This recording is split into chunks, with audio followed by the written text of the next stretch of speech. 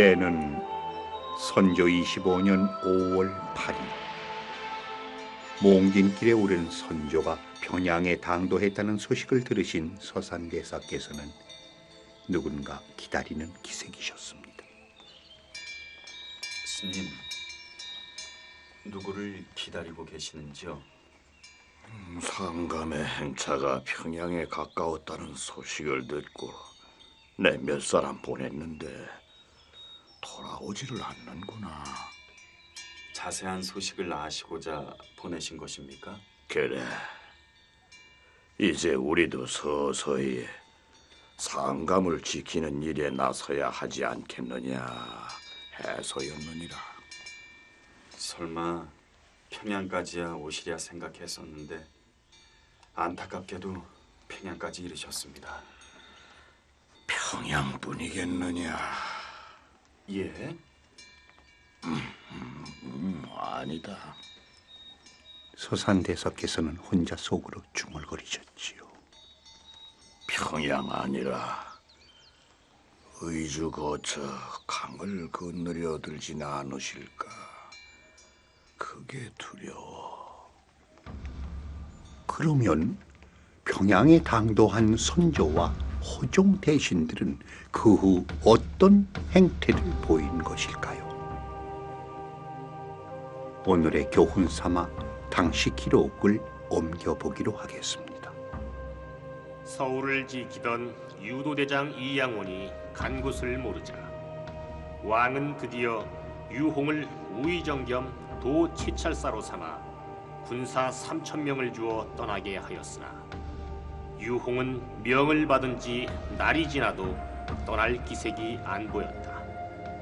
이에 임금이 불러 물으니 변명하는 것이었다. 신이 다리 밑에 종기가 있어 그 때문에 떠나지 못하나이다. 이에 이헌국이 꾸짖었다. 대감이 재주도 없고 덕도 없이 이미 정승이 되었으니 은혜가 지극히 크거늘 겁내어 가지 않으니 마치 연회에 나갈 기생이 발 아프다 핑계하고 노래하니 부르는 것과 같소. 어찌 감히 이럴 수가 있는가? 임금은 미소 지으면서 분부하였다. 한응인을 먼저 보내는 것이 좋으리라. 이에 유홍은 마침내 가지 않았다. 수일 뒤에 임금이 대동관 물루에 나오니 분호들이 앞에 와서 절을 하므로 이를 위무하였다.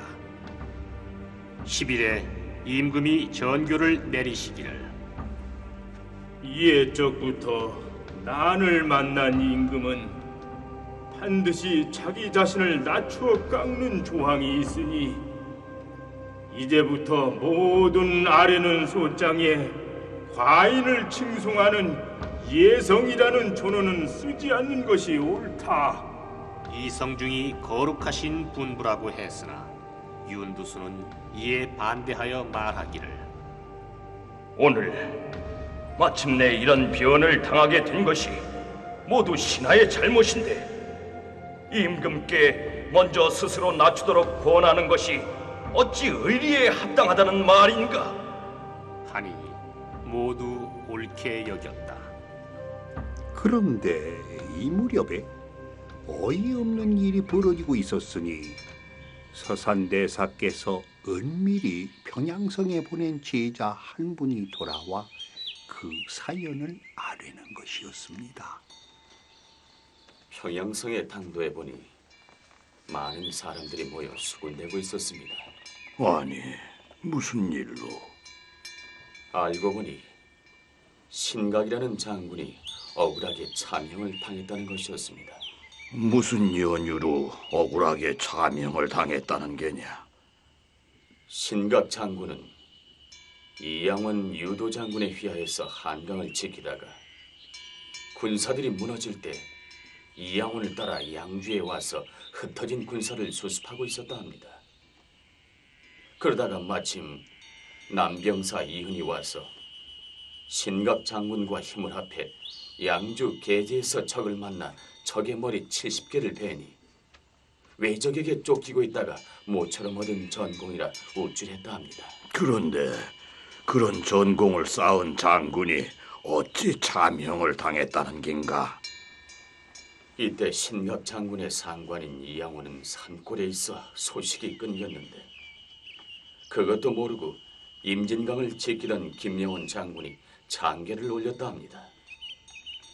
신각이 상관의 명을 어기고 마음대로 다른 진영에 가서 불러도 오지 않으니 죄를 주소서 하고요. 저런, 그래서 이에 우의정 유홍이 왕에게 참여하도록 주청하니 왕은 그 말대로 신갑 장군을 참하라고 선견관을 보냈다 합니다. 아니, 상감께서 그런 공을 세운 장군을 참하라고 어명을 내리셨단 말이냐?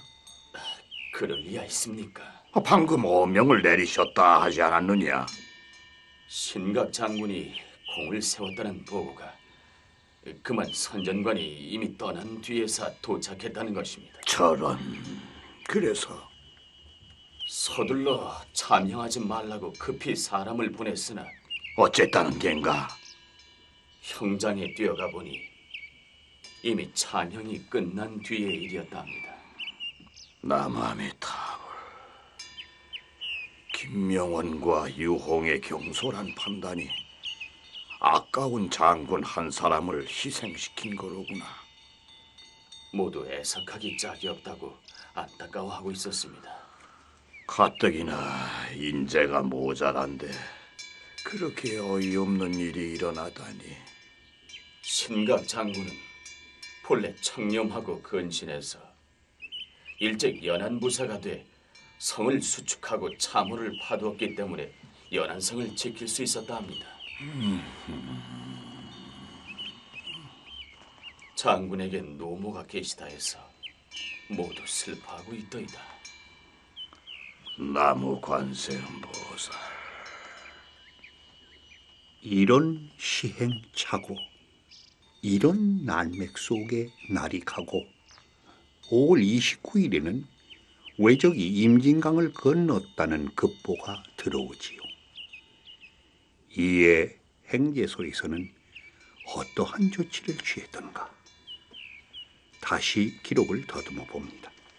외적이 임진강을 건넜다는 보고가 들어오자 임금이 후삼행 등에게 명하여 왕자 신성군과 정원군을 모시고 영변으로 가게 하였다. 이때 조정에선 임진의 군사가 좋게 막아내리라 하고 다시 방비를 하지 않았다. 이에 이르니 평안감사 송원신과 병사 이윤덕이 사색이 되어 모두 넋을 잃은 채 미투리를 신고 갔다. 이때 대사관 김찬, 부제학 홍인상, 지비 권형, 종묘령 권희, 이조 정랑 박동현, 봉교 강수준, 대사성 임국로 등은 연달아 상소하여 부모 있는 곳이 다 도륙되었으니 고향에 귀성하기를 원한다 하므로 임금이 다 허락하였다. 그러자 그로부터 상소하고 돌아가려는 자가 시끄럽게 그치지 않았다. 이에 조정에서는 임금이나 어버이가 일체인데 만일 모두 귀성하게 되면 누구와 더불어 나라 일을 하겠는가 하고 허락해주지 말기를 청하였다. 이 뒤부터는 상소도 아니하고 말없이 몰래 가버리는 자가 많았다. 달은 바뀌어 6월이 되니 급한 보고는 연달아 들어오고 조정은 더욱 불안하고 초조해집니다. 이에 선조는 의정부를 시켜 거취를 묻기에 이르지요. 그런데 여기에서도 국노는 분열상을 보였으니 먼저 전란동의 귀양에서 풀려 평양에 따라온 정철이 아릅니다. 여기 평양은 서울처럼 죽음으로 지켜야 할 곳은 아니니 한 대장을 시켜 지키게 하고 행차를 모시고 나가는 것이 옳은 줄로 아오. 이에 심충겸, 이덕형 등 여럿이 찬성하지요. 그러나 윤두수, 이위징, 박동량은 의견이 달랐습니다. 그것은 매우 불가한 생각이요. 우리나라 경계가 남북이 불과 수천리인데 북으로 가면 땅이 다하여 더 갈 데가 없소. 그리고 압록강을 건넌다면 한 번 건넌 뒤에는 다시 어찌할 도리가 없으니 비록 아침 저녁을 살아간들 무슨 유익됨이 있으랴. 그렇소. 평양은 사면이 매우 험해서 방어하기 쉽고 군사가 많이 넘고 양식은 역시 많으니 여기서 한 걸음만 떠나면 나라 일은 그것으로 그만이. 전하, 국사가 이에 이르렀으니 급히 요동의 구원을 청하옵고 또 원수와 여러 장수가 돌아오기를 기다려 죽음으로써 지키기를 꾀하소서. 이에 선조는 어느 의견에 따를지 난색을 표하십니다.